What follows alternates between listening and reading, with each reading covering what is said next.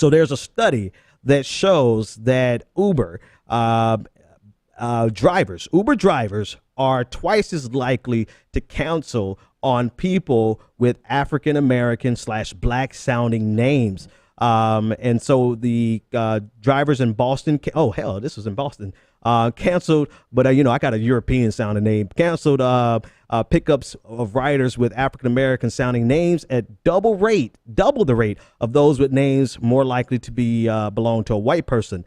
The Boston result, according to the National Bureau of Economic Research, has significant evidence of racial discrimination in the form of canceled rides. Riders with African-American names had 10.1% of their rides canceled after being initially accepted, compared to 4.9% of cancellations for white names.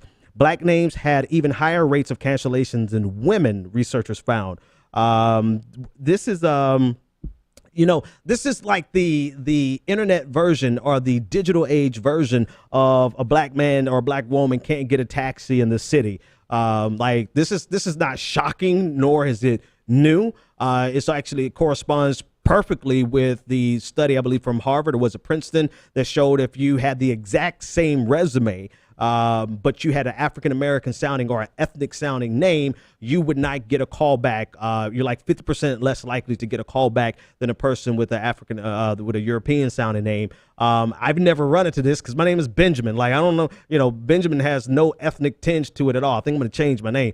But this happened right here in Boston, which doesn't surprise me, because as liberal as Massachusetts is, Boston is very far from liberal. Boston is very not progressive. It has a very deep racist component to it, and it doesn't surprise me one bit. I want to throw this to Brandon, and then I'm gonna throw it to David. What do you think, Brandon?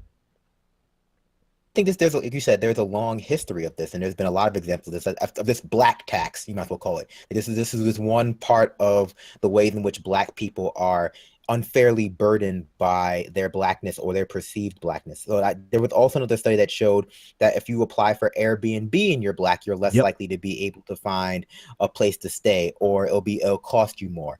Like you said, you brought the resume example.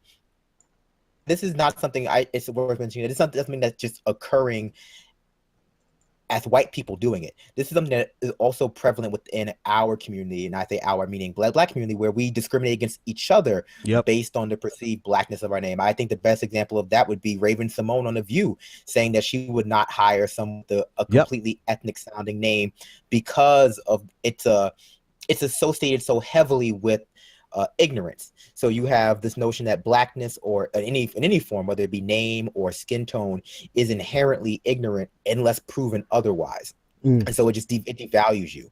And I'm sure they'd give, if you were to quiz these cab drivers, they would give you some answer, some BS answer or urban legend that black people don't tip as well, or black people are more likely to run out on paying the fare, or black people although this is Uber, so obviously the fare is paid over, or black people are more likely to mess up the car, or be rowdy, or assault the cabbie.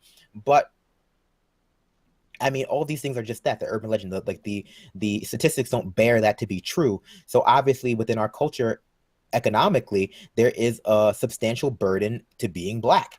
And with this. All right. David, give me quick 30 seconds on that. David, what did you think about that story? I thought it was eye-opening, or it would be more eye-opening to those that, choose to, think that things have changed more than they have, or that this isn't still an ongoing issue, or that it's Uber, so it's a newer company, etc. I didn't think it was all that surprising as far as trends or it happening, or the occurrence of it. I thought that, it's sad, and it's something that really has got to stop, but it wasn't shocking.